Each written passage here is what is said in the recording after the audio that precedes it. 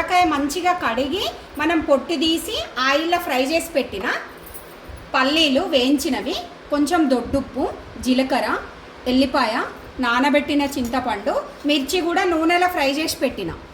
ఇవన్నీ మనం మిక్సీ పట్టుకోవాలి. మిర్చి వేయించినవి, దొడ్డుప్పు, జీలకర్ర, వెల్లిపాయ, పల్లీలు ఇవన్నీ వేసి మనం మిక్సీ పట్టుకోవాలి. ఇప్పుడు పోపు కూరకి చిన్న మూకుడు పెట్టి ఆయిల్ వేసిన ఆవాలు, జీలకర్ర, మినపప్పు, శనగపప్పు, ఎండుమిర్చి. పోపు రెడీ అయిపోయింది. అందులో నేను పసుపు వేసిన.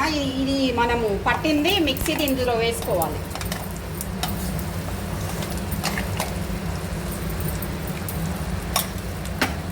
వేసుకొని కలపాలి మంచిగా. సొరకాయ పొట్టు పచ్చడి రెడీ అయిపోయింది. ఇది అన్నంలోకి చాలా బాగుంటుంది. లైక్ చేయండి, షేర్ చేయండి.